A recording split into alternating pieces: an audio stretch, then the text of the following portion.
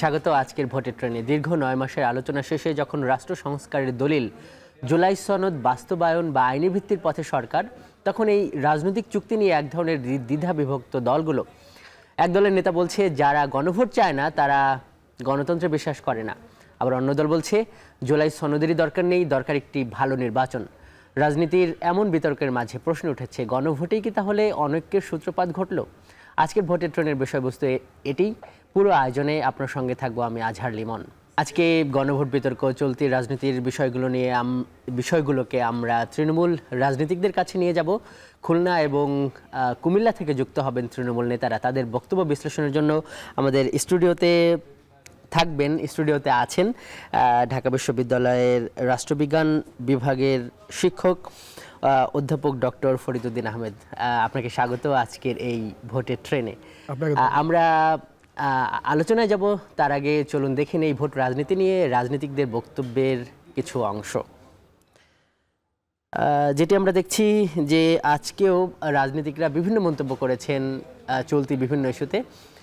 বিএনপির মহাসচিব মির্জা ফখরুল ইসলাম আলমগীর উনি বলেছেন যে জুলাই সনদে সই না করা অংশের দায় বিএনপি নেবে না। জামাতের নায়েবে আমির মুজিবুর রহমান উনি বলেছেন যারা নির্বাচনের আগে গণভোট চায় না তারা গণতন্ত্রে বিশ্বাসী নয়। এবং বিএনপির আরেক নেতা, বিএনপির স্থায়ী কমিটির সদস্য মেজর হাফিজউদ্দিন আহমেদ উনি বলেছেন জুলাই সনদ নয়, বরং দেশের জনগণের প্রয়োজন নির্বাচন।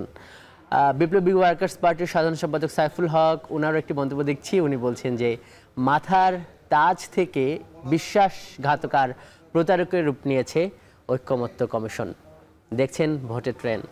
আমরা আলোচনা শুরু করতে চাই রাজনীতি বিশ্লেষক প্রফেসর ডক্টর ফরিদউদ্দিন আহমেদ আপনাকে নিয়ে।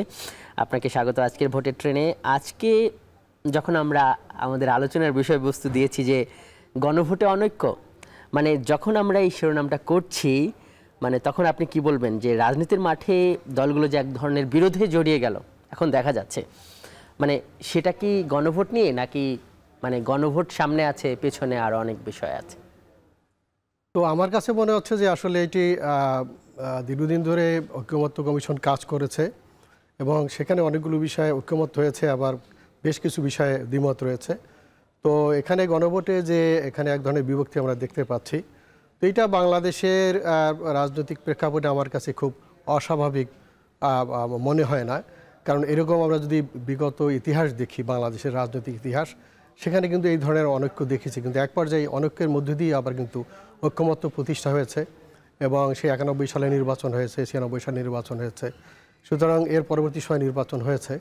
সুতরাং এইটি আমার কাছে মনে হয় যে রাজনৈতিক দলগুলো তাদের যে জনগণের দৃষ্টি আকর্ষণ করার জন্য যে রাজনৈতিক যে কৌশল সেটা তারা গ্রহণ করে অনেক সময় সরকারের। কিন্তু স্যার মানে বলা হচ্ছে যে মানে নির্বাচন নিয়েই শঙ্কা আছে, অনেকে বলছে রাজনীতির একটা গুমট পরিস্থিতি তৈরি হচ্ছে।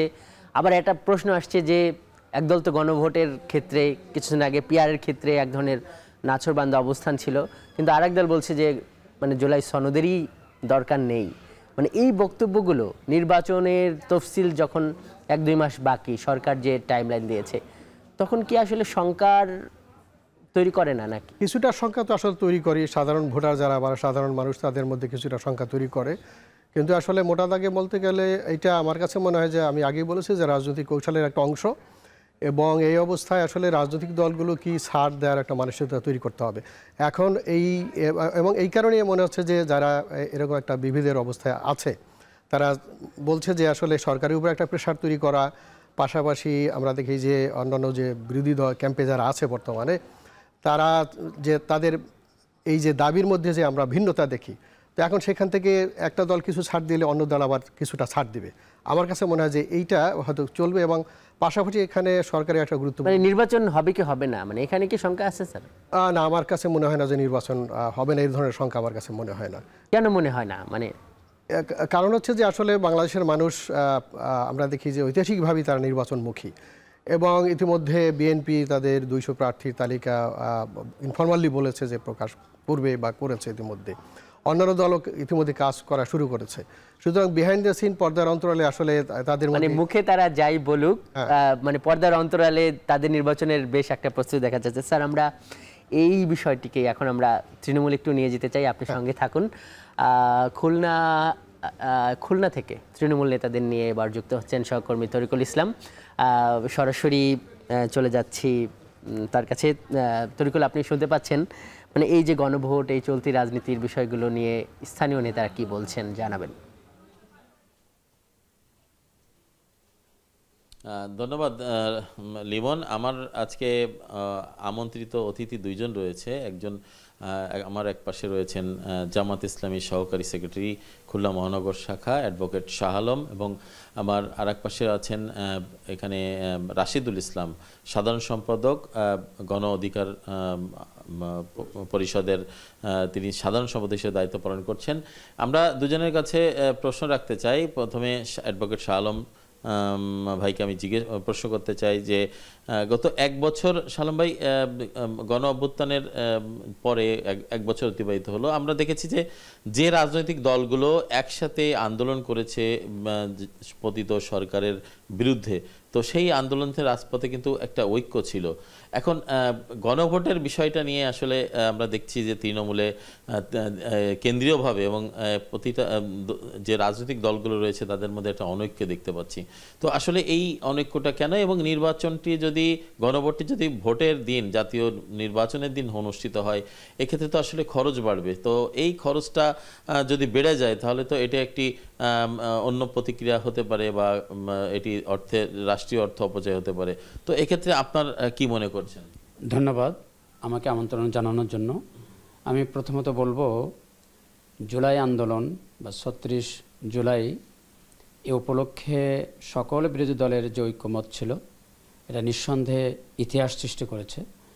এই ইতিহাসকে ঠিক রাখতে হলে অবশ্যই জনগণের ম্যান্ডেট সঠিকভাবে দেওয়ার জন্য আমরা যে গণভোটের কথা বলেছি, আমার মনে হয় গণভোট খুব বেশি প্রয়োজন। এ কারণেই জনগণ তার আগামী নির্বাচনের জন্য জুলাই সনদের যে ব্যাখ্যাটা, এই ব্যাখ্যাটা সুনির্দিষ্টভাবে প্রকাশিত হবে। এজন্য গণভোট একান্ত আবশ্যক। দ্বিতীয়ত হলো যে গণভোট দিতে অসুবিধা কোথায়, যে খরচের কথা বলছেন, নিঃসন্দেহে এটা খুব বেশি খরচের হওয়ার কথা না। নির্বাচনের জন্য যে ব্যালট বক্স ক্রয় করা হবে, অন্যান্য সামগ্রী যেমনভাবে ক্রয় করা হবে, খুব বেশি খরচ হওয়ার কথা না। ওই দিনের জন্য যে খরচটুকু, এইটুকু কত খুব বেশি হতে পারে, এর বেশি কিছু নয়। এই জন্য গণভোট দিলে জনগণ আস্থা হবে। যেমনভাবে এর ইতিহাস রয়েছে, আরও ইতিপূর্বে এরকম বিষয়ে গণভোট হয়েছিল, এমনকি বিএনপির আমলেও যে গণভোটের মাধ্যমে কিন্তু একটা পরিবেশ তৈরি হয়েছিল, আমরা সকলে জানি। এজন্য গণভোট একান্ত আবশ্যক। ধন্যবাদ আপনাকে অ্যাডভোকেট শাহ আলম। আমরা রাশিদুল ইসলামের কাছে আসতে চাই। রাশিদুল, আপনি আপনার কাছে যে বিষয়টি একই প্রশ্নই জানতে চাই যে গণভোটটা আসলে আগে প্রয়োজন নাকি ভোটের দিন প্রয়োজন, এই বিষয়টা আপনার দল কি ভাবছে? ধন্যবাদ আপনাকে, এখন টেলিভিশনের পক্ষে ধন্যবাদ জানাচ্ছি। পাশাপাশি আমাদের আজকের যে পরিস্থিতি সৃষ্টি হয়েছে, আপনারা জুলাই আন্দোলনের পরে বিভিন্ন মতপার্থক্য সৃষ্টি হয়েছে, কিন্তু আসলে দেখেন প্রতিটা রাজনৈতিক দলেরই একটা স্বতন্ত্র মনোভাব থাকে। আমাদেরও সেরকম একটি মনোভাব আছে। পাশাপাশি আমরাও আমাদের দলের পক্ষ থেকে একটি অলরেডি আমাদের বক্তব্য এসেছে, সেটা হচ্ছে যে আগে করলে সেটাকে অনেক খরচের একটা বিষয় আছে, বা সারা দেশব্যাপী একটা আলোড়ন সৃষ্টি বা জনসম্মুখে জনগণের একটা মতামত, সেগুলোর একটা বিষয় আছে। তো সেই পরিপ্রেক্ষিতে আমাদের দলীয় প্রধান বিপিন উল হক নূর তিনি বলেছেন যে এটা একটা নির্বাচনের আগে একটা বড় সমস্যা তৈরি হবে, তো সুতরাং একই দিনে এটা করলে সবথেকে ভালো হবে। তো পাশাপাশি আমরাও সেটা মনে করি, যেহেতু ওনার জায়গা থেকে, আমাদের দলীয় প্রধানের জায়গা থেকে উনি একটা মন্তব্য করেছেন, বা এটাই একটা আমাদের দলীয় স্ট্যান্ড হিসেবে। এবং অনেকে হয়তোবা উনি আরেকটা মন্তব্য করেছেন যে এই নির্বাচনের যদি যে ফেব্রুয়ারিতে ডেটটা দিয়েছে সেটার আগে যদি করা হয়, সেটাতে অনেকে হয়তোবা ফায়দা লুটতে পারে, এই ধরনের উনি একটা করেছেন, যা অনেকের স্বার্থের ইসের জন্য। তো উনি আরও বলেছেন যে এটা আরও আগে কেন এটা ডিসিশন নেওয়া হয়নি, কেন এখন এই শেষ মুহূর্তে এটা করা হচ্ছে। আপনাকে ধন্যবাদ। আমরা একটু শালম্বের কাছে একটু আসি, যে এই যে তৃণমূলে অনৈক্য এবং রাজনৈতিক দলের অনৈক্যের প্রভাবে যে সংস্কার প্রস্তাব রয়েছে সংস্কার কমিশনের, আসলে সেই সংস্কারগুলো কি আসলে শেষ পর্যন্ত বাধাগ্রস্ত হবে কিনা, আর জাতীয় নির্বাচন নিয়ে কোনো শঙ্কা আপনি দেখছেন কিনা? ধন্যবাদ। আমি আবারও বলতে চাই, গত মঙ্গলবারেই জামাতের এক প্রতিনিধি দল সেক্রেটারি জেনারেল সহ অন্য নেতৃবৃন্দ নির্বাচন কমিশনে গিয়েছিল। সেখানে 18 দফা দাবি পেশ করেছে। সুনির্দিষ্টভাবে সে দাবিগুলোর মধ্যে উল্লেখযোগ্য হচ্ছে নির্বাচন সুষ্ঠু এবং নিরপেক্ষ করার লক্ষ্যে অবশ্যই এই 18 দফার মধ্যে মানে একান্তভাবে এটা বাস্তবায়ন করা প্রয়োজন। তন্মধ্যে উল্লেখ করে যদি আমি বলতে চাই তাহলে আমরা বলবো যে 18 দফা এ কারণেই বলতে চাই যে সুষ্ঠু নির্বাচনের জন্য যে জুলাই সনদ এত ত্যাগ তিতিকার পরে জুলাই সনদ স্বাক্ষর হলো, সে বিষয়ে নভেম্বরে ভোট একান্ত প্রয়োজন। গণপ্রতিনিধিত্ব আদেশ যে 20 অনুচ্ছেদে স্পষ্টভাবে বলা হয়েছে যে দলীয় প্রতীক ব্যবহার করতে হবে। নির্বাচন কমিশন এবং প্রশাসনে কর্মচারী নিরপেক্ষতা নিশ্চিত করা, নির্বাচনের কাজে নিযুক্ত কর্মকর্তা এবং কর্মচারী নিরপেক্ষতা রক্ষা করা, ভোট কেন্দ্রে সামরিক বাহিনী নিয়োগ সহ। আপনি এটাকে সংখ্যা মনে করছেন না, তাই তো? সংখ্যা মনে করছি না। জি, আচ্ছা, আমি একই প্রশ্ন রাশেদকে সংক্ষেপে 30 সেকেন্ডে আপনি শেষ করবেন যে এই যে নির্বাচন বা গণভোট নিয়ে যে কাদা ছোড়াছুড়ি হচ্ছে, অনৈক্য হচ্ছে, এইটা আসলে নির্বাচনের উপর কোনো প্রভাব ফেলবে কিনা সংক্ষেপে। আমি মনে করি বা আমার দলের থেকে মনে করি অবশ্যই এটা একটা নিজেদের ভিতরে যে ঐক্যটা ছিল এতদিন, কিন্তু সেটা অনৈক্যের দিকেই যাচ্ছে। কারণ হচ্ছে এই যে কাদা ছোড়াছুড়ি, এটা আসলে তো শুধু যে আমরা করতেছি বিষয়টা না, এটা পুরো জনগণ বাংলাদেশের পুরো সারা বাংলাদেশি ব্যাপী এটা তাদের কাছে একটা খুব খারাপ বার্তা যাচ্ছে। তো সুতরাং আমরা চাচ্ছি যে তার মানে যে কোনো উপায়ে আমাদের সেই আগের মুভমেন্টটা যেভাবে আমরা আন্দোলন করেছি, যেভাবে জুলাই আগস্টে সকল দল মত নিরপেক্ষভাবে একটি স্বৈরাচারকে আমরা তাড়িয়েছি, ঠিক সেভাবেই আমরা যেন আরও একত্র হয়ে সুন্দর করে একটা নির্বাচন হোক বা যেটাই হোক সামনের দিকে আমরা এগোতে পারি। ধন্যবাদ রাশেদ, ধন্যবাদ অ্যাডভোকেট শাহ আলম। দুইজন অতিথি আমাদের মাঝে উপস্থিত ছিলেন এবং তারা অনৈক্যের ব্যাপারে তারা যেটি বলছেন যে নির্বাচন সুষ্ঠু এবং নিরপেক্ষ হোক এবং তারা একটা মতে সবাই যেন আসে, সেই বিষয়ে তারা তাগিদ দিয়েছেন এবং যাতে দলগুলোর মধ্যে গণ অভ্যুত্থানে যখন ঐক্য ছিল তেমনি সেই ঐক্যটা ফিরে আসুক। লিমন। তরিকুল, আপনাকে ধন্যবাদ স্যার। আমরা দেখলাম যে এই শীর্ষ নেতারা কেন্দ্র থেকে যে ধরনের বক্তব্য বিবৃতি আসে বিভিন্ন ইস্যুতে, সেগুলো কিন্তু তৃণমূলের যারা নেতাকর্মী তাদের বেশ প্রভাবিত করে। তারাও একই সুরে কথা বলে। আবার কিন্তু এটিও দেখা যাচ্ছে তৃণমূলে কিন্তু একটা ঐক্যের আহ্বান আছে।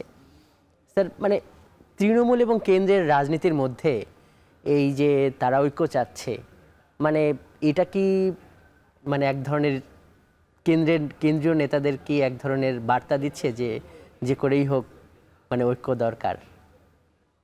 হ্যাঁ, আমার কাছে তো তাই মনে হচ্ছে যে আসলে আলটিমেটলি আমরা দেখি গ্রাম অঞ্চলে বাংলাদেশের সেখানে প্রচুর ভোটার রয়েছে, ঠিক শহরেও একই অবস্থা। তো সেই গ্রামের যারা ভোটার রয়েছেন এবং তৃণমূল, এইখানে কিন্তু আমার কাছে মনে হয় যে রাজনৈতিক দল যেগুলো রয়েছে তাদের কিন্তু ফলাফল এখানে কিন্তু নির্ভর করবে এদের ভোটের উপরে। ঠিক শহরে একই অবস্থা। তো আমরা দেখি যে এই রাজনৈতিক দলগুলোর মধ্যে কেন্দ্রের সাথে তৃণমূলের কিন্তু একটা যেরকম কানেকশন থাকা দরকার, এইটা আমরা দেখি সেই কানেকশনটা কিন্তু দুর্বল। এখন আমার কাছে মনে হয় যে এইটা তৃণমূলের যারা কর্মী সমর্থক রয়েছেন, যারা ভোটার রয়েছেন দলীয়, তাদের সাথে তারা যে বক্তব্য দিচ্ছে, তাদের যে মত, সেই মতকে কেন্দ্রীয় নেতৃবৃন্দর প্রত্যেকটা দলের গুরুত্ব দেওয়া উচিত বলে আমার কাছে মনে হয়। স্যার, কিন্তু এখন যেই পরিস্থিতি দেখা যাচ্ছে বিভিন্ন জায়গায় একইভাবে, যেমন আজকে ভোলায় ওইখানে কিন্তু একটা মানে সংঘর্ষ হয়েছে। আগামী নির্বাচনটা কেমন হবে সেটা নিয়ে বিভিন্ন ধরনের আলাপ আলোচনা আছে। জুলাই পরবর্তী সময়ে মানে দেশের যে একটা রাজনৈতিক পরিস্থিতি এখন, মানে সেইখানে আমাদের যে রাজনীতিকরা যেইভাবে বিভিন্ন ইস্যুতে অনৈক্য হচ্ছে এবং একটা আজকে ঐকমত্য কমিশনের গতকালই তার তারিখটা শেষ হয়েছে, মানে এই জায়গায় এসে মানে মনে হচ্ছে যে রাজনৈতিক দলগুলো বা যারা গণঅভ্যুত্থানে একটা বড় শক্তি হিসেবে কাজ করছে তারা তাদের সঠিক দায়িত্বটা পালন করছে, এরকম মনে হয়? আসলে তো রাজনৈতিক দল তো আমাদের সমাজেরই অংশ। তো এখানে আমরা দেখি সমাজের মধ্যে তো আসলে বিভিন্ন পরিবর্তন হয় এবং আমরা দেখি যে কর্মী সমর্থক যারা রয়েছেন তাদের চিন্তা চেতনা, তাদের দাবি এবং তাদের যে এর আগে রেজিমে যে সমস্ত অসুবিধাগুলো ছিল, এই সব কিছু মিলিয়ে আসলে রাজনৈতিক দলের যে কর্মী সমর্থক তাদের মধ্যে বিভিন্ন ধরন থাকে। সবাই যে এক ধরনের থাকে, সবাই যে একই আদর্শে উজ্জীবিত হয় তা নয়। তো সেই কারণে আমার কাছে মনে হয় যে এইটা তাদের মধ্যে এবং দলীয় প্রার্থী হওয়ার জন্য তাদের ভিতরে দ্বন্দ্ব থাকে। তাহলে সব কিছু মিলে এইটার শঙ্কা তো আছেই। আর পাশাপাশি আইন শৃঙ্খলা পরিস্থিতি সরকারের যেরকম নিয়ন্ত্রণ করা দরকার সেখানে কিছুটা সমস্যা আছে বলে আমার কাছে মনে হয়। তো সব কিছু মিলে রাজনৈতিক দল পাশাপাশি সরকারের রাজনৈতিক দলের সাংগঠনিক যে দিক সেটাও তাদের দেখা দরকার, পাশাপাশি সরকারের যে আইন শৃঙ্খলা পরিস্থিতি যারা নিয়ন্ত্রণকারী সংস্থা তাদেরও গুরুত্ব দেওয়া দরকার। তাহলে আমার কাছে মনে হয় যে ভোটের একটা সুন্দর পরিবেশ হবে আর কি। গণঅভ্যুত্থান পরবর্তী যে একটা রাজনৈতিক পরিস্থিতি যেটা বারবার আসছে, সেখানে যে সরকারটা আসছে সেই সরকারটা কিন্তু সবার মতামতের ভিত্তিতেই হয়েছিল, রাজনৈতিক দলগুলো সেটিকে সমর্থন দিয়েছিল। কিন্তু এখন যেভাবে জুলাই সনদ বাস্তবায়নের দিকে সরকার যখন একটা পদক্ষেপ ঘোষণা করেছে, ঐকমত্য কমিশন তারা সুপারিশ দিয়েছে, তখন একদিক থেকে যখন এরকম বক্তব্য আসে যে জুলাই সনদের প্রয়োজন নেই, নির্বাচন বেশি প্রয়োজন, আবার আরেক দিক থেকে যেমন এরকম বক্তব্য আসে যে সরকারকে বলা হচ্ছে রাজনৈতিক দলের পক্ষ থেকে যে সরকার আপনি যে কোনো একদিকে হেলে পড়বেন না, এইগুলো আসলে কিসের বার্তা দেয়? এইটা সাধারণ মানুষের জন্য এটা আসলে একটা শঙ্কার বার্তা দেয়, সেটা ঠিকই আছে। কিন্তু আমি আগেও বলেছি যে ঐতিহাসিকভাবে আমরা কিন্তু এগুলো দেখেছি যে নির্বাচনের আগে বিশেষ করে এটা আসলে রাজনৈতিক দল তাদের রাজনৈতিক কৌশল হিসাবে তারা বিরোধী পক্ষ যারা আছে তাদেরকে দুর্বল করার জন্য বা তাদের পক্ষে ভোটারদের দৃষ্টি আকর্ষণ করার জন্য তারা কিন্তু এটা করে। এবং এটা জুলাই সনদের দরকার নেই, যখন এই ধরনের বক্তব্য হয় তখন কি ভোটারদের দৃষ্টি আকর্ষণ হয়? এইটা আসলে আমার কাছে মনে হয় যে জুলাই সনদের দরকার নেই, এইটা এই ধরনের স্টেটমেন্ট আমার কাছে মনে হয় যে আসলে এটা বিশেষ করে বাংলাদেশের তরুণ প্রজন্ম তারা এটাকে খুব স্বাভাবিকভাবে নেবে বলে আমার কাছে মনে হয় না।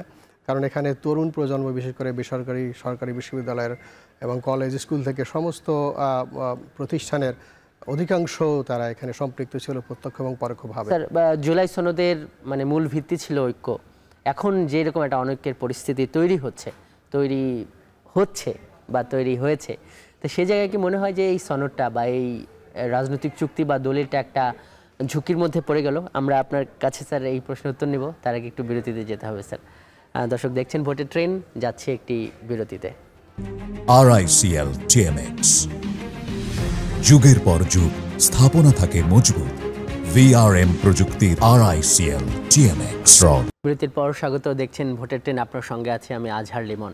আমরা আলোচনাকে আবারও তৃণমূল নেতাদের কাছে নিয়ে যাব, তার আগে রাজনীতি বিশ্লেষক ডক্টর ফরিদউদ্দিন আহমেদ, আপনার কাছে বিরতির আগে রেখে যাওয়া প্রশ্নের উত্তর নিতে চাই।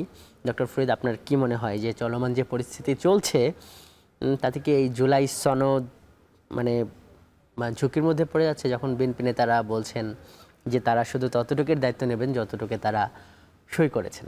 মির্জা ফখরুল ইসলাম আলমগীর বলেছেন আজকে। হ্যাঁ, আমার কাছে মনে হচ্ছে বিএনপি তো একটা বড় রাজনৈতিক দল, তো সেক্ষেত্রে তারা যদি তাদের বক্তব্যের মধ্য দিয়ে এই মেসেজগুলো দেয় তাহলে তো আসলে জুলাই সনদের বাস্তবায়ন আসলে কিছুটা ঝুঁকির মধ্যে অবশ্যই পড়ে যাবে। তবে জুলাই সনদ বাস্তবায়ন হচ্ছে এটা সময়ের দাবি আমার কাছে মনে হয়, কারণ এখানে অনেকগুলো বিষয়ে সংস্কারের কথা বলা হয়েছে। যে সংস্কার আসলে বাংলাদেশের আমরা দেখেছি বিগত ইতিহাস যদি আমরা দেখি, রাজনৈতিক ইতিহাস, তো তাতে আমার কাছে মনে হয়েছে যে আসলে অনেক সময় সিস্টেমটাই আপনার কোনো ব্যক্তিকে এক ধরনের কর্তৃত্ববাদী ব্যবস্থায় রূপান্তর করতে পারে। তো সেই কারণে এখানে সংস্কার তো আসলে আমি বলছি না যে খুব একটা নির্দিষ্ট সময়ের মধ্যে হয়ে যাবে।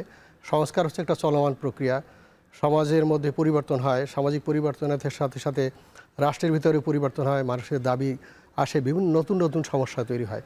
সেই সমস্যা সমাধান করার জন্য তো আসলে রাষ্ট্রের পলিসির মধ্যেই পরিবর্তন করতে হয়, রাষ্ট্রের প্রতিষ্ঠানের মধ্যে পরিবর্তন করতে হয়। সুতরাং এটা যে একেবারে fixed, society is not fixed, it is changing, it is moving. তো সুতরাং সংস্কার হবে না, সংস্কার দরকার নেই, এটা আসলে আমাদেরকে আহত করে। হ্যাঁ, সংস্কার তো আসলে সবার দাবি, এটা সব রাজনৈতিক দলের দাবি, আমার কাছে মনে হয় সব মানুষের দাবি। এখন দাবির মধ্যে ভিন্নতা থাকতে পারে, কিন্তু সংস্কার আসলে দরকার হয়। তো সেই কারণে আমার কাছে মনে হয় যে অনেকগুলো 30টা রাজনৈতিক দল তারা লম্বা সময়, 8 মাসেরও বেশি সময় তারা বিভিন্ন বৈঠক করেছে, একাধিক বৈঠক হয়েছে, তারা সময় দিয়েছে, কষ্ট করেছে, এবং সেখান থেকে তারা বেশ কিছু বিষয়ে ঐক্যমত্য পোষণ করেছে এবং তারা একমত হয়েছে যে আসলে এই জায়গায় সংস্কার দরকার। তো সেটা আসলে আমরা দেখি যে স্বাক্ষর করেছে সব রাজনৈতিক দলই, একটাই রাজনৈতিক দল বাদে, এনসিপি বাদে, এবং তারা অপেক্ষায় আছে। সুতরাং এখন সংস্কার বাস্তবায়নের পদ্ধতিগত সমস্যা থাকতে পারে, কিন্তু সেটি নিয়ে কাজ করা যেতে পারে, সেটা রাজনৈতিক দল আলোচনা করতে পারে, ইনফর্মাল চ্যানেলে ফর্মাল চ্যানেলে আলোচনা করতে পারে। আলোচনা তো মানে অনেক হয়েছে, হ্যাঁ আলোচনা অনেক হয়েছে, কিন্তু এখন মানে সরকার যখন এটাকে নিয়ে আগাতে চাচ্ছে, যেটা বলা হচ্ছে যে একটা বাস্তবায়ন আদেশ হবে এবং এর উপর একটা গণভোট হবে, তখন একটা মানে বিতর্ক তৈরি হয়েছে। এবং দেখলেন যে রাজনীতিকদের পক্ষ থেকে এরকমও আসছে যে ঐকমত্য কমিশন এক ধরনের মানে পক্ষপাত করেছে। এখন যখন একটা ফোরামে আলাপ আলোচনা হয়, তখন বিভিন্ন ধরনের পক্ষগুলোর বিভিন্ন ধরনের বক্তব্য থাকবে, কিন্তু এই যেই সুপারিশমালাটি তৈরি করা হয়েছে বা যাদের তৈরি করার দায়িত্ব ছিল, মানে তাদের ভূমিকাটা কি আসলেই মানে প্রশ্নবিদ্ধ ছিল, বা মানে এই বিতর্কটা কেন তৈরি হইল? এইটা হ্যাঁ, এখানে তো আমরা দেখি যে আসলে যে কিছু কিছু যে নোট অফ ডিসেন্ট যেগুলো ছিল আসলে সেগুলো আসলে বাদ দেওয়া হয়েছে রাজনৈতিক দলের যে একটা অভিযোগ। তো সেই বিষয়গুলো আসলে সরকারের সাথে যে রাজনৈতিক দলগুলো অভিযোগ করেছে তাদের সেই বিষয়গুলো আলোচনা করা দরকার, এবং যেখানে ভিন্নতা রয়েছে সেই বিষয়গুলো আলোচনা করে সমস্যা সমাধান করতে হবে। কারণ আলটিমেটলি রাজনৈতিক দলই তো সরকার গঠন করবে এবং নির্বাচন করবে না, কিন্তু মানে সবসময় কি রাজনৈতিক দলই সব সিদ্ধান্ত নেবে? মানে তাহলে মানে মানুষের মতামতটা কোথায়? না, সবসময় রাজনৈতিক দল সিদ্ধান্ত নেবে না। রাজনৈতিক দল হচ্ছে জনগণের প্রতিনিধি, কিন্তু সুইং ভোটার থাকে। সুতরাং রাজনৈতিক দলে যে সব মানুষের বাংলাদেশের তারা সবাই যে প্রতিনিধিত্ব করে বিষয়টা তা নয়। কারণ সোসাইটির আমরা দেখি, আমি এর আগেও বলেছি যে সমাজের মধ্যে মানুষের পরিবর্তন হয়, তাদের চিন্তার পরিবর্তন হয়। সুতরাং এখানে সুইং ভোটার আছে। সুতরাং সাধারণ মানুষের যে বিষয়গুলো, সেই বিষয়গুলো এখন যে বিষয়গুলোতে নোট অফ ডিসেন্ট আছে, এগুলো সাধারণ মানুষ চায় কি চায় না। যেমন ধরেন উচ্চকক্ষের একটা সংখ্যানুপাতিক উচ্চকক্ষ চাওয়া হচ্ছে, যেমন ধরেন যে পিএসসির যে একটা বডি থাকে সেটা পুরোপুরি নিরপেক্ষ থাকবে, সব বিরোধী দল সরকারি দল সব পক্ষের সুপারিশের ভিত্তিতে হবে, এখন যেভাবে শুধু সরকারি দল করে। মানে এইগুলোতে যে সাধারণ মানুষের নোট অফ ডিসেন্ট আছে কি নেই, সাধারণ মানুষ এটি চায় কি চায় না, মানে এটা কি রাজনৈতিক দলই শুধু ডিফাইন করে দেবে? না, এটা আমার কাছে মনে হয় না যে মানে তখন সমাধানটা কি? তখন সমাধান আসলে অ্যাগেইন সেটা হচ্ছে যে সরকার, রাজনৈতিক দল এবং নাগরিক সমাজে যারা প্রতিনিধি তাদের নিয়ে বসতে হবে, এবং যারা ইভেন শিক্ষক, শিক্ষার্থী যারা আন্দোলন করেছে তাদের সবাইকে নিয়ে বসতে হবে। কারণ রাজনৈতিক দল তো একটা পক্ষ, পাশাপাশি সমাজ তো আর একটা পক্ষ, সরকার আর একটা পক্ষ। সুতরাং সবাইকে নিয়ে বসতে হবে এখানে, এবং ইতিমধ্যে তারা বসেছে। সুতরাং এখানে আমরা দেখি যে গণভোট দরকার আছে, এই বিষয়ে তো ঐক্যমত, গণভোট করতে হবে এই বিষয়ে। এটা প্রথম কিন্তু গণভোট ছিল না। আমরা দেখি যে আপনারা যদি কয়েক মাস আগের ঘটনাগুলো দেখি, তখন গণভোটটা আলোচনা এতটা ছিল না। লক্ষ্য করেন তাহলে দেখবেন যে এর আগে গণভোট তখন কিন্তু অনেক দলই বলছে দরকার নেই। তাহলে আপনি যদি মানে কয়েক মাস আগের অ্যাডভান্সমেন্টটা দেখেন রাজনীতিতে, আপনার সেইভাবে দেখতে হবে। তাহলে গ্রাজুয়ালি কিন্তু সব রাজনৈতিক দলই কিন্তু ছাড় দিয়েছে। হ্যাঁ, তো সেই কারণে মানে অবস্থান পরিবর্তন করেছে, একটা জায়গা থেকে আরেকটা জায়গায় এসেছে। It's a matter of discussion. মানে দেখবে যে তখন সে অবজার্ভ করবে যে আসলে রাজনৈতিক দলও তো সব বক্তব্য বা সব সিদ্ধান্ত সবসময় সঠিক নয় তা নয়। সুতরাং তারাও তো সময়ের সাথে সাথে তারাও তাদের অবস্থান পরিবর্তন করবে। কারণ যেহেতু ভোটের একটা বিষয় আছে, এখানে ভোটটা সুষ্ঠু হবে সেটা সবাই আশা করছে, এবং ভোট সুষ্ঠু হবে সেটা ধরে নিয়েই রাজনৈতিক দলকে চিন্তা করতে হবে। জি স্যার, এবার আমরা আবার একটু তৃণমূলের কাছে যেতে চাই। কুমিল্লা থেকে আমাদের সহকর্মী খালেদ সাইফুল্লাহর মাধ্যমে তৃণমূল নেতাদের বক্তব্য নেব আমরা। যাওয়ার আগে দর্শক, আপনাদের দুই রাজনীতিকের দুইটি মন্তব্য জানাতে চাই। জামাতের নায়েবে আমির ডক্টর তাহের, উনি বলেছেন যে আরপিও সংশোধনের সিদ্ধান্ত একটি দলের অযৌক্তিক দাবি, সরকার যাতে এখানে নথি স্বীকার না করে। এবং আরেকজন রাজনৈতিক বিএনপির স্থায়ী কমিটির সদস্য সালাউদ্দিন আহমেদ, উনি বলেছেন যে একটি রাজনৈতিক দল নির্বাচনের স্বার্থে, রাজনীতির স্বার্থে ইসলামকে ব্যবহার করে জাতির মধ্যে বিভক্তির করার চেষ্টা করছে। আমরা এই বিষয়টি এখন আমাদের সহকর্মী খালেদ সাইফুল্লাহ আপনার কাছে নিয়ে যেতে চাই। আপনার এখানে নিশ্চয়ই তৃণমূলের নেতাকর্মীরাও যুক্ত আছেন। এই যে মন্তব্যগুলো আসলে তৃণমূলের মানুষদের, তৃণমূলের নেতা কর্মীদের কিভাবে মানে প্রভাবিত করে বা করছে? ধন্যবাদ আজহার। গণ অভ্যুত্থানের 1 বছর পর গণভোট নিয়ে কিন্তু বেশ দ্বিধা বিভক্ত দেখতে পাচ্ছি আমরা রাজনৈতিক নেতৃবৃন্দকে। তো কেন্দ্র থেকে সংস্কার বিষয়ে যে বক্তব্যগুলো আসছে তৃণমূলের নেতৃবৃন্দ সেগুলোকে কিভাবে নিচ্ছেন, অথবা তাদেরও এই বক্তব্যের সাথে তারা কি মনে করছেন সে নিয়ে আমরা জানার চেষ্টা করব। আমাদের সাথে অতিথি হিসেবে দুজন জামায়াতে ইসলামীর একজন এবং বিএনপির একজন অতিথি রয়েছেন। আমি প্রথমে জামায়াতে ইসলামীর কুমিল্লা ৮ আসনের যিনি সংসদ সদস্য প্রার্থী শফিকুল আলম হেলাল, ওনার কাছে জানতে চাইব যে জামায়াত একই দিনে গণভোট নিয়ে কেন একমত নয়, এবং একই দিনে করলে তো খরচও বেঁচে যেত, এবং এই যে অনৈক্য তৈরি হচ্ছে এতে করে দেশেরও কার লাভ? জি, একই দিনে যে প্রশ্ন আপনি করেছেন গণভোট হওয়া, দুটি কিন্তু সম্পূর্ণ ভিন্ন জিনিস। একটি হচ্ছে সরকার গঠনের লক্ষ্যে, আরেকটি হচ্ছে সংস্কারের লক্ষ্যে। জুলাই যে বিপ্লবটি হলো এটি একটি ফ্যাসিস্ট বিরোধী আন্দোলন। গত 15 বছরে যে ক্ষমতায় ছিল তারা যত সব আইন করেছে এগুলি সবই হচ্ছে দেশ বিরোধী, এবং স্বৈরাচার সেখানে বসার ক্ষেত্রে ভূমিকা রাখছে, যা মনে চেয়েছে তা করেছে। এগুলো যে আইনগত অবস্থায় তারা নিয়ে গেছে, এর সংস্কার খুবই জরুরি। আর জুলাই বিপ্লবে যে যারা শহীদ হলো, রক্ত দিল এবং পঙ্গুত্ব বরণ করলো 30,000, শহীদ হলো 1,000-এর উপরে, এদের রক্তের বিনিময়ে কিন্তু এই বিপ্লবটি ঘটেছে। না হয় এই বিপ্লব হওয়ার সম্ভাবনা ছিল না। এই বিপ্লবটির মাধ্যমে এটাকে আইনগত ভিত্তি দেওয়া খুব জরুরি, এবং যেসব সংস্কার করা এগুলি জরুরি। না হয় ভবিষ্যতে যারা সরকারের গঠন করবে, ক্ষমতায় আসবে, ওই আইনগুলি যদি থেকে যায়, সংস্কার না হয়, তাহলে তারা যে কোনো তাদের স্বার্থে কাজে লাগাবে, দেশের স্বার্থে কাজ করবে না। আমাদের ইতিহাস বলে, গত 53 বছর ইতিহাস বলে যে যারা ক্ষমতায় গিয়েছে তাদের স্বার্থে কাজ করেছে। সুতরাং এই সংস্কারটি অতীব জরুরি, আর এটি আগেই হতে হবে। আগে হলেই সংস্কার কার্যক্রমগুলি আইনি ভিত্তি পেয়ে যাবে। এজন্য আমরা মনে করি যে অবশ্যই সেটাকে নির্বাচনের, যেটা আপনার সংসদ নির্বাচন, সেই নির্বাচন হবে সরকার গঠনের লক্ষ্যে, আর এই গণভোটটি হবে সংস্কারের লক্ষ্যে। এখানেও যে অর্থ ব্যয় হবে, আমরা বলছি, কেউ বলছেন যে অর্থ বেশি ব্যয় হবে, এতে কি আসে যায়? দেশের স্বার্থে এই অর্থ ব্যয় করতে হবে। আর এই অর্থ ব্যয় তো আমাদের দেশের জনগণের টাকা। সরকার এখানে অর্থ নিয়ে চিন্তা করবে কেন? জনগণের যে ব্যয়টা হবে জনগণের স্বার্থে, এই ব্যয় অবিসম্ভাবী। এবং গণভোট শুধু এটি নয়, গণভোট আজকে যারা বিরোধিতা করছেন, একটি দল শুধু আমাদের দেশে, বিএনপি, বিরোধিতা করছে গণভোটের একই দিনে না হওয়ার ক্ষেত্রে খরচ প্রসঙ্গে। অতীতে তো জিয়াউর রহমান এই গণভোট করেছেন।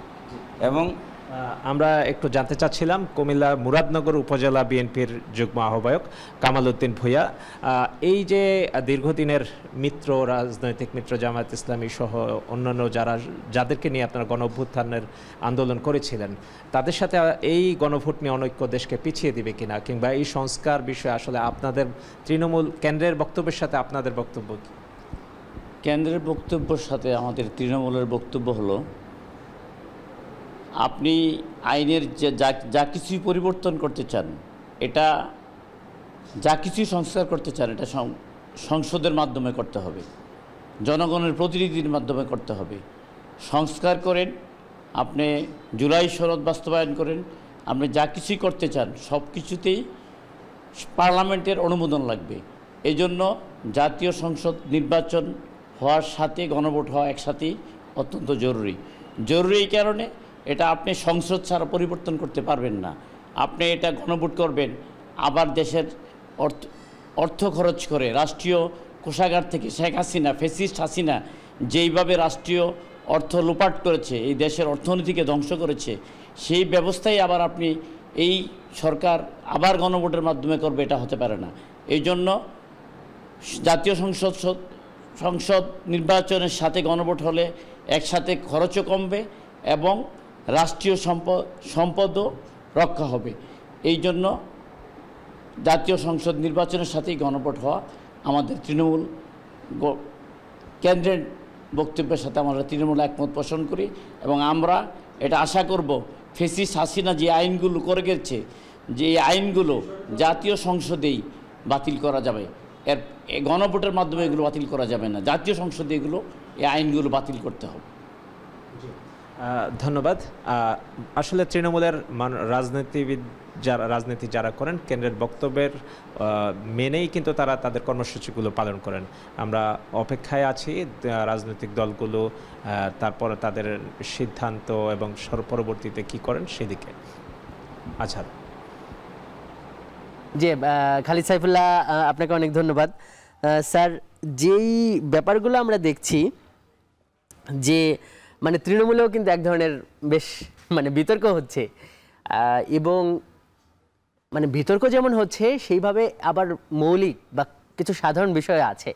যেমন এখানে আমরা দেখলাম যে জামাত এবং মানে বিএনপির যে তৃণমূল নেতারা তারা কিন্তু দুজনেই বলছেন, আগের সরকারকে ফ্যাসিস্ট আখ্যা দিয়ে বলছেন যে তারা যে আইন করেছিল এগুলোর অবশ্যই সংশোধন দরকার। পার্থক্য মানে এই ঐক্য যেমন এখানে আছে, পার্থক্য হলো জামাতের যিনি ওই তৃণমূল নেতা উনি বলছেন যে এটা গণভোটের মাধ্যমে এখনই বাস্তবায়ন দরকার, আর তিনি বলছেন যে এই পরবর্তী সংসদেই এগুলো করা যাবে।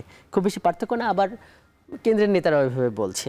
স্যার, আমরা আলোচনাটা এইভাবে একটু মানে করি যে এই যে দেখেন যে জামাতের কেন্দ্র থেকে মানে তৃণমূল তাদের বক্তব্যের যে ধরন, মানে তারা এভাবে বলছে যে এই আইনগুলো যদি থেকে যায়, মানে সংস্কার না হলে পরবর্তীতে যারা আসবে তারা এগুলো তাদের স্বার্থে কাজে লাগাবে, মানে যেভাবে একটা স্বৈরাচারের একটা জন্ম হয়েছিল বা এই ধরনের, মানে এই ধরনের বক্তব্য মানে তাদের একদম কেন্দ্র থেকে তৃণমূল। তাদেরকে এইটা বোঝায় যে জামাত এটা ধরে নিয়েছে যে তারা ক্ষমতায় যাচ্ছে না, অন্য কেউ ক্ষমতায় আসছে, মানে খোলাখুলি বললে বিএনপি ক্ষমতায় আসছে, তারা আবার এগুলো মানে এভাবে কি মানে তারা তাদের বক্তব্যকে এরকম একটা ধরন বোঝা যায়?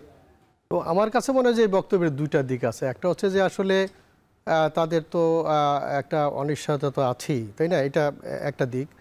আর দুই নম্বর হচ্ছে যে বাংলাদেশের ইতিহাস যদি আমরা দেখি যে রাজনৈতিক দল তো আসলে জনগণের কাছে প্রতিশ্রুতি দিয়ে, এর আগেও আমরা 1990 সালেও প্রতিশ্রুতি দিয়েছে, কিন্তু সেই প্রতিশ্রুতির যে বাস্তবায়ন সেটা কিন্তু আমরা অনেকাংশই দেখিনি।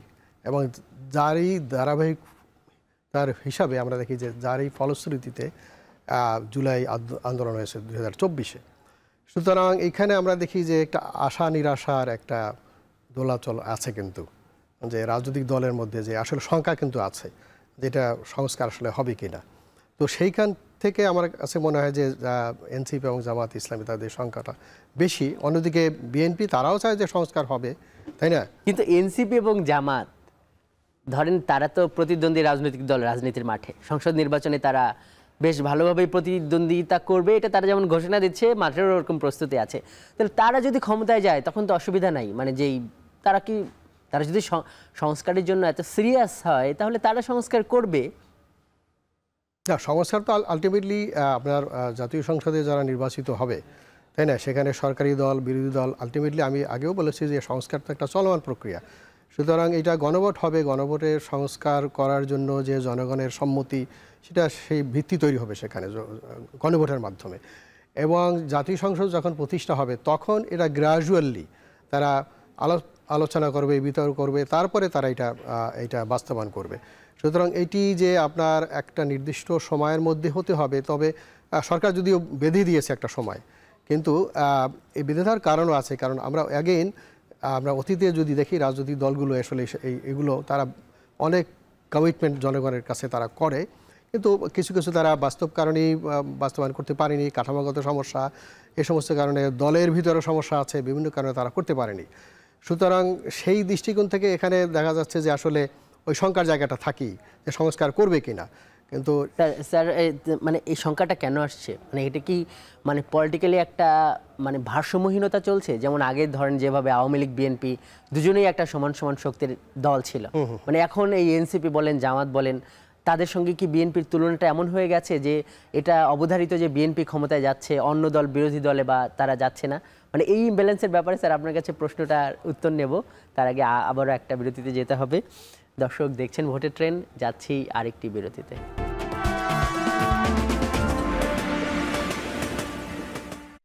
বিরতির পর স্বাগত আরও একবার, দেখছেন ভোটের ট্রেন, আপনার সঙ্গে আছি আমি আজহার লিমন।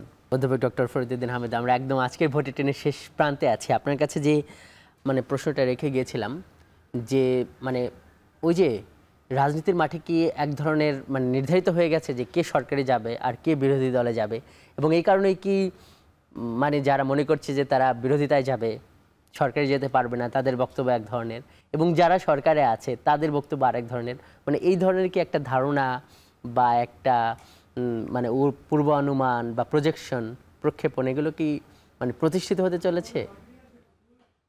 এটা আসলে আমার কাছে মনে হয় না, কারণ এই কনটেক্সট বা প্রেক্ষাপট কিন্তু ভিন্ন।